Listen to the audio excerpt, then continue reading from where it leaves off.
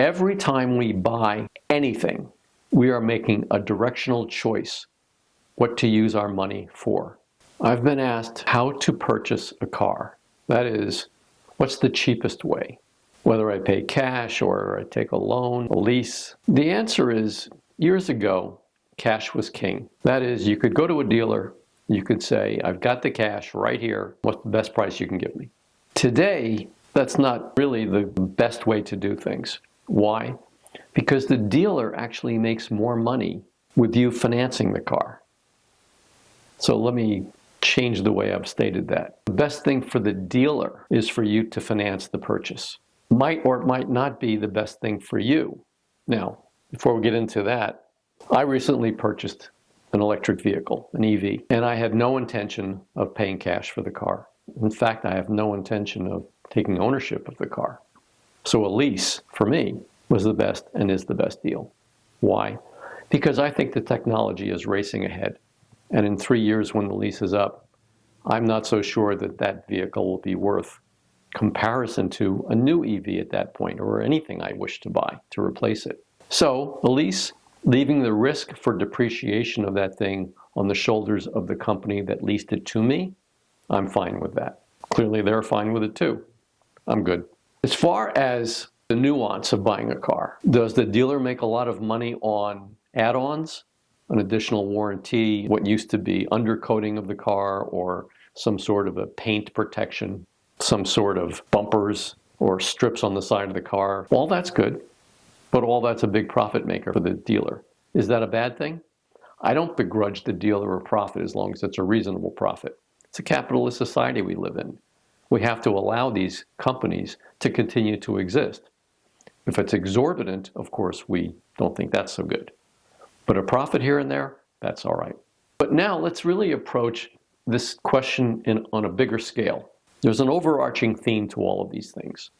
Every time we buy anything, we are making a directional choice what to use our money for.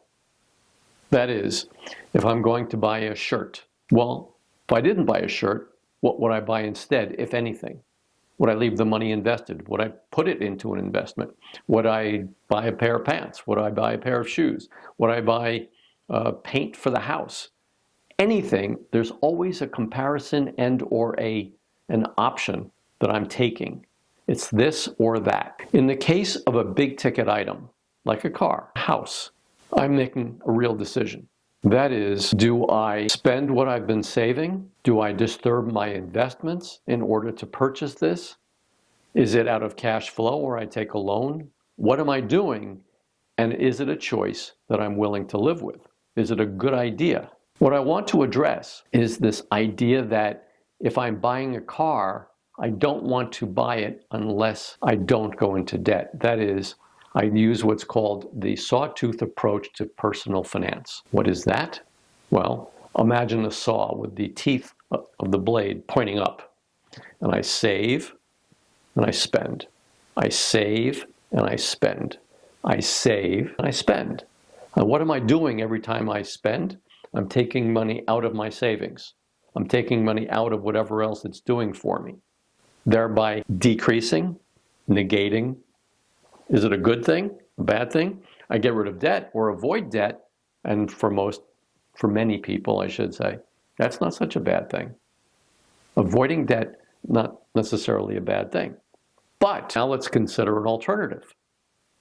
What if I was able to put the money into something that would literally grow for the rest of my life? Let me repeat that. Grow for the rest of my life. Unless I decided to change it. But I'm in control. Good thing or bad thing? Sounds like a good thing to me. And if I decide to make a purchase, a big ticket item, do I want to disturb that continued forever growth? I think not. Not if I don't have to. So if I can use collateral, for example, the cash in my life insurance policy, if I can use that as collateral to a lender, with a lender, to say, look, I'm good for the money. Here's the cash in this insurance policy. If you can use this as collateral right here and loan me money, I'll pay you some interest. Why would I do that, by the way? I would pay interest because I know this is growing to offset that cost. But more important, and here's a little bit of nuance to this, as this grows, it's not one for one, it's compounding. So what was 5% last year becomes 5.5 the next year, or 5.73, or whatever, but it grows and it grows and it gets bigger and bigger and bigger. So it's not a one for one in subsequent years. This continues, this grows. If I can cover this with cash flow and I have my asset growing forever, where am I better off?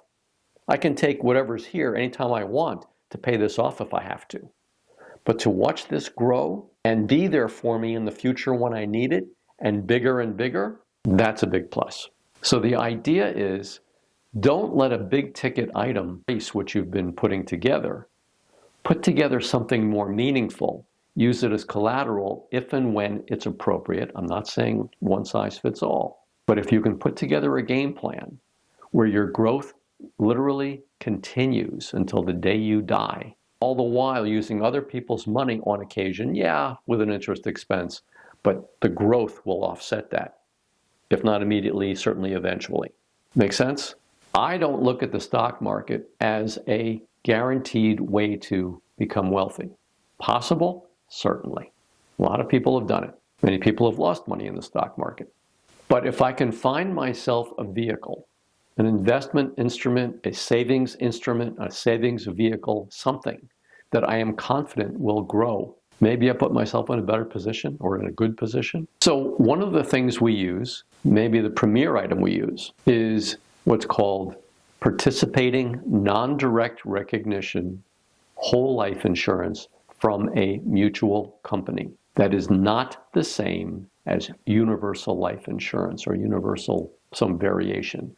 Variable universal life, indexed universal life, guaranteed universal life, all the ULs. Not that. Participating non-direct recognition whole life insurance from a mutual company. Why? Because, number one, a mutual company, when I buy what's called a permanent life insurance policy, permanent meaning it'll stay alive as long as I'm paying for it or have paid for it until the day I die. That gives me ownership of the insurance company. A mutual company, that gives me ownership of the company. Now, back to the first word, participating. If I'm an owner of the company, I am participating in the distribution of profits annually. Again, as an owner of the insurance company, I participate with a participating policy in the distribution of profits annually. Not a bad thing, right? So what is non-direct recognition? That was inserted in the middle of that phrase. Non-direct recognition means that I can borrow against the policy, not from the policy, against the policy,